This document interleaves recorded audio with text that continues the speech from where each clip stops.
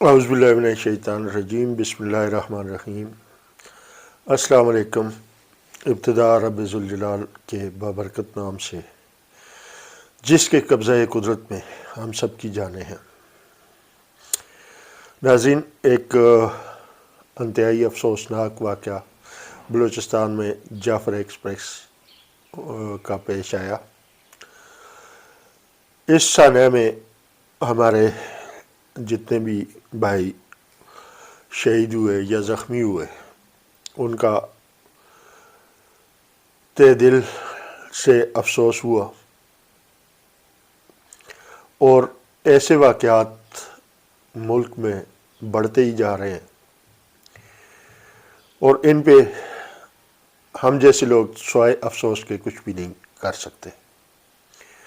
یہ ایک ایسا سانحہ ہے، قومی سانحہ ہے، جس پہ ہم سب کو اپنی تمام تر جو ذمہ داریاں ہیں وہ ادا کرنی چاہیے، اور تمام تر وابستگیوں کو بالائے طاق رکھ کر، چاہے وہ سیاسی ہیں چاہے وہ کسی اور حوالے سے ہیں، ان کو بالائے طاق رکھ کر ایک ہونا چاہیے۔ جس طرح کہ سانحہ اے پی ایس کے موقع پہ یہ قوم یکجان ہوئی تھی، اسی طرح سب کو یکجان ہونا چاہیے، چاہے اس میں افواج پاکستان کا کردار دیکھا جائے، سیاسی جماعتوں کا کردار دیکھا جائے، اسٹیبلشمنٹ کا کردار دیکھا جائے، سب کو ایک پیج پہ آنا ہوگا۔ یہ ہماری سیاسی وابستگیاں، ہمارے ذاتی مفادات، ذاتی ترجیحات، یہ سب بعد کی باتیں ہیں۔ سب سے پہلے ہمارے لیے ہمارا ملک ہے، ہمارا پاکستان ہے، اور ہمارے پاکستان کی عوام ہے۔ عوام سے مراد وہ تمام لوگ جو کسی ادارے سے متعلق نہیں ہیں، اور وہ تمام لوگ بھی جو کچھ اداروں سے متعلق ہیں۔ سب کی جان قیمتی ہے، اور سب کی جان کی قیمت برابر ہے۔ انسانی جان جب تک محفوظ ہے، اس وقت تک امن و امان کی صورتحال محفوظ ہے۔ جب انسانی جانوں کو خطرہ لاحق ہو تو وہ ملک محفوظ قرار نہیں دیا جا سکتا۔ ہمیں اپنی تمام ذاتی خواہشات، اناؤں اور اپنے غرور کو چھوڑ کے، اپنے مفادات کو چھوڑ کے ایک ہونا ہوگا۔ اس دہشت گردی کی لہر کو مٹانے کے لیے وسیع پیمانے پہ کنسنسس بلڈ کرنا ہوگا، تب جا کے ہمیں ایک قوم دنیا میں مانا بھی جائے گا، اور ہم ایک قوم بننے کی طرف مائل بھی ہوں گے۔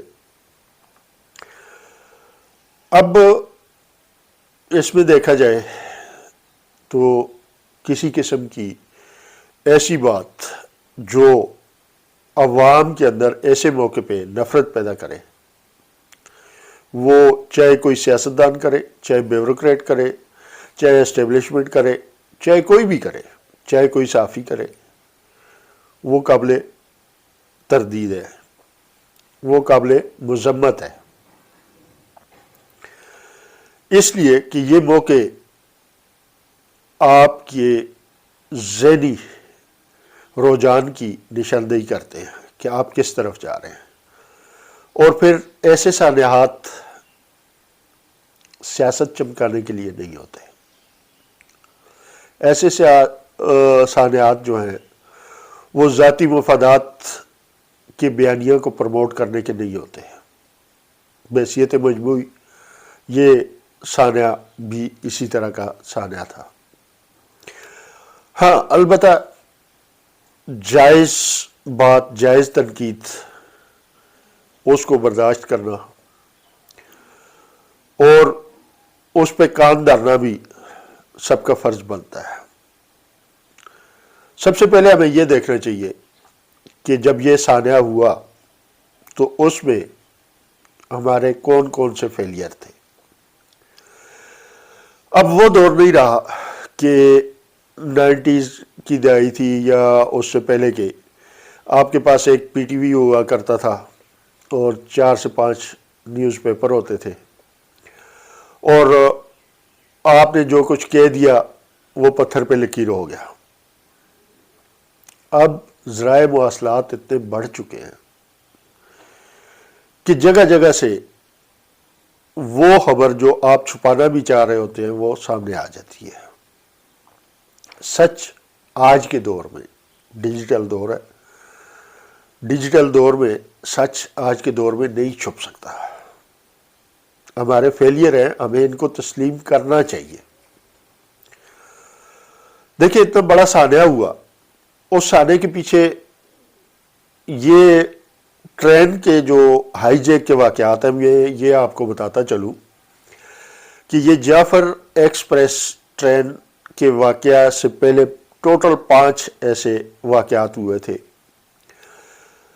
اور یہ چھٹا واقعہ ہے دنیا میں۔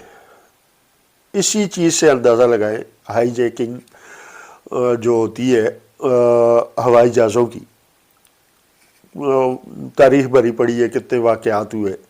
مطلب دیکھا جائے تو یہ ایک مشکل ترین قسم کا کام ہوتا ہے، خاص طور پہ ٹرین کو ہائی جیک کرنا۔ اب جب ٹرین کو ہائی جیک کرنے کی منصوبہ بندی بنائی گئی یا جو بھی منصوبہ بندی کی گئی، اس میں میرے حساب سے 2-4 دن 1 دن کی پلاننگ شامل نہیں تھی۔ میں تو یہ سمجھتا ہوں کہ یہ مہینوں کی پلاننگ تھی۔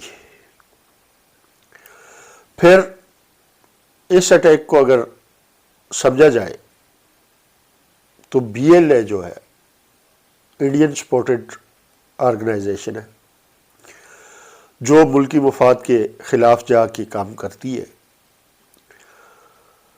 پھر ان تک یہ سیکیورٹی کیسے پہنچی، یہ سیکیورٹی کیسے لیک ہوئی کہ اس ٹرین میں پاکستان آرمی کے حاضر سربراہ 100 سے زائد لوگ سوار ہیں۔ ان کا ٹارگٹ سیولین جہاں تک میرا اندازہ ہے نہیں تھے، سیکیورٹی فورسز کے اہلکار ان کا ٹارگٹ تھے۔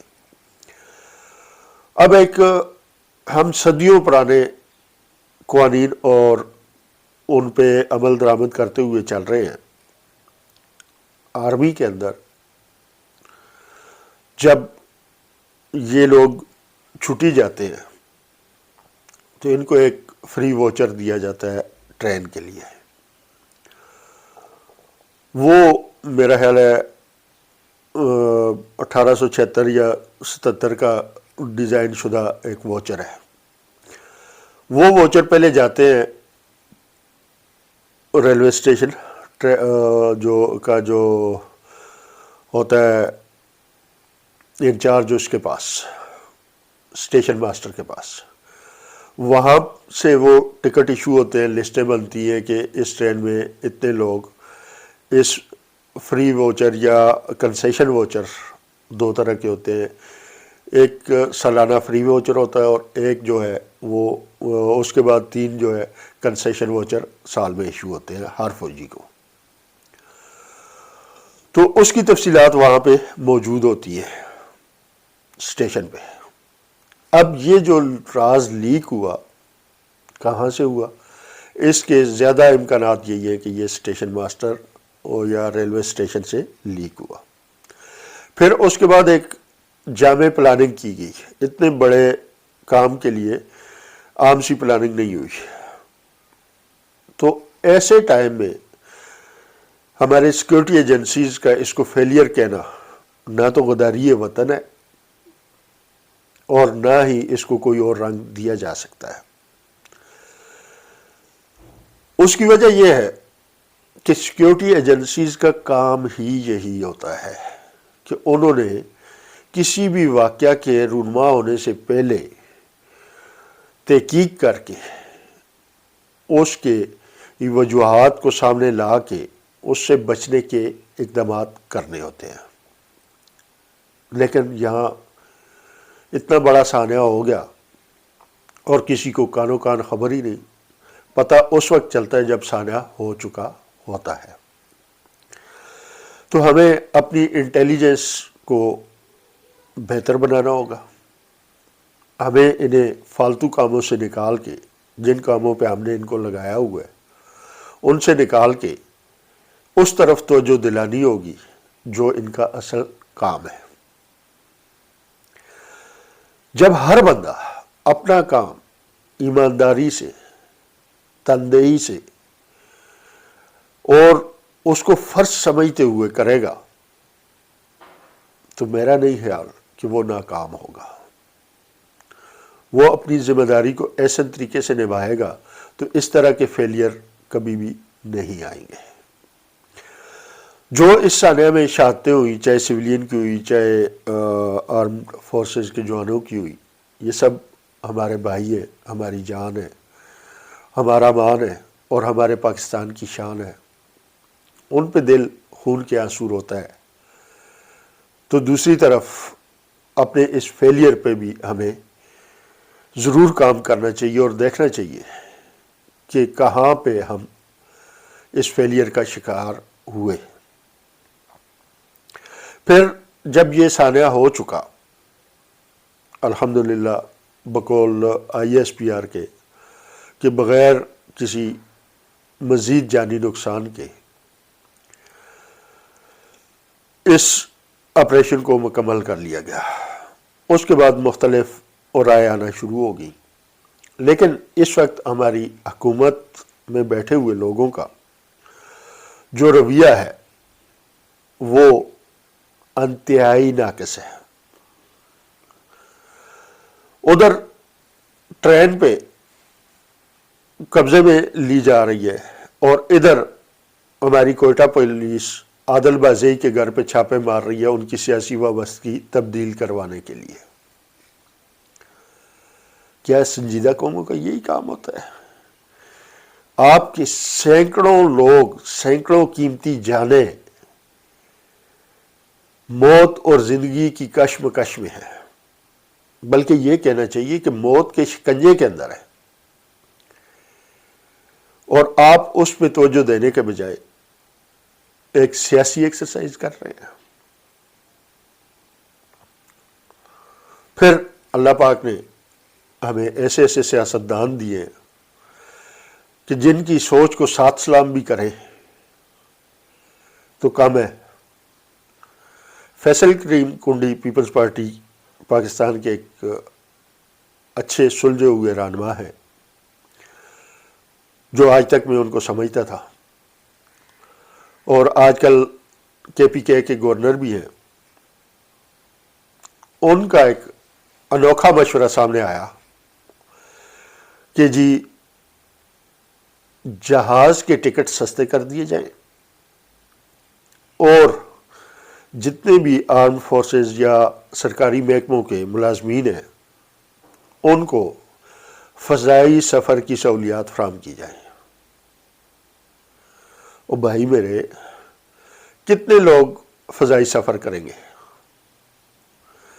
ہم یہ نہیں سوچ رہے کہ ہمارا فیلئر کہاں ہوا، ہم نے اس پہ قابو پانا ہے، ہم اس کو ایک الگ رنگ دے رہے ہیں۔ چلے چند لوگوں کو آپ یہ سہولت فراہم کر دیں گے، لیکن باقی لوگوں کا کیا ہوگا؟ کیا یہ جو آپ کی عوام ہے یہ کسی کھاتے میں نہیں آتی؟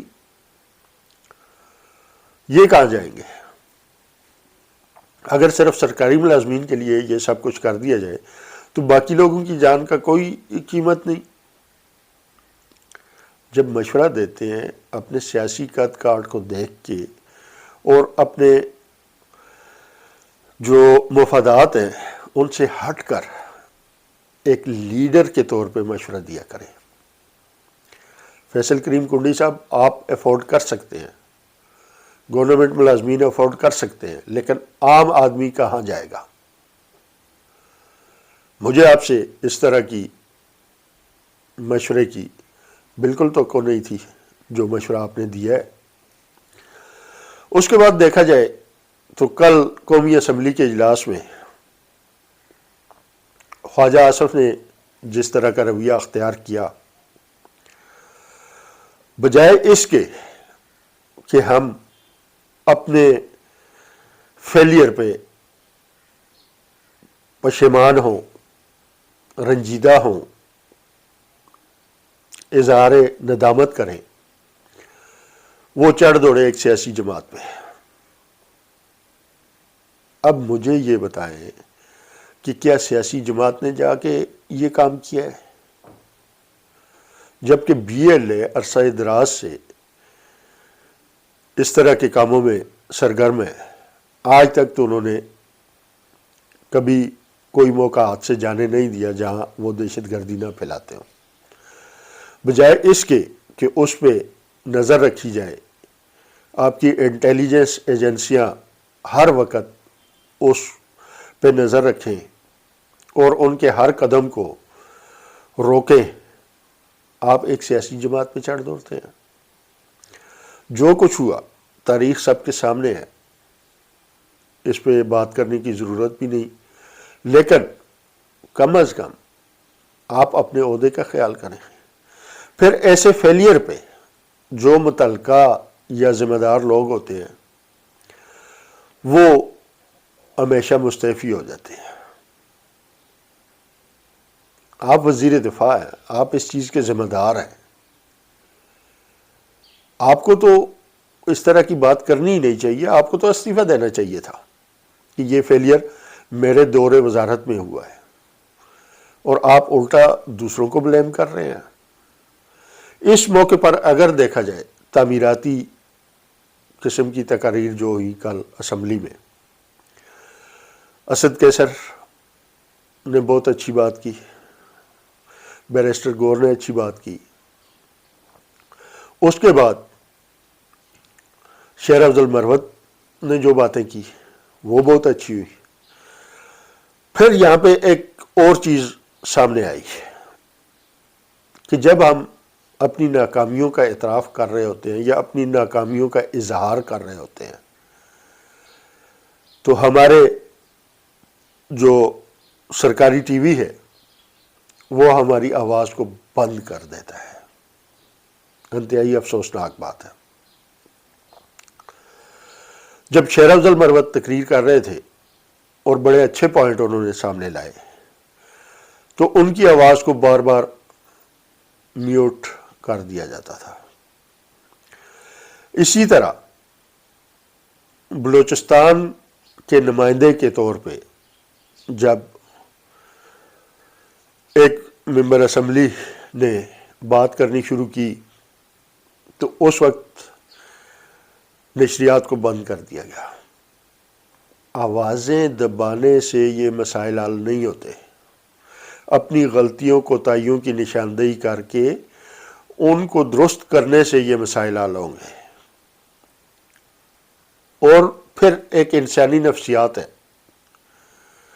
کہ آپ جس چیز سے انسان کو منع کرتے ہیں اس انسان کے اندر اس چیز کی اٹریکشن بڑھ جاتی ہے، وہ اس کی کھوج میں لگ جاتا ہے کہ مجھے اس سے روکا جا رہا ہے، اس میں کیا خاص ہے۔ جب آپ فری ہینڈ دیں گے، سوچنے سمجھنے بولنے کی آزادی دیں گے تو لوگ پازیٹیو رسپانس دیں گے۔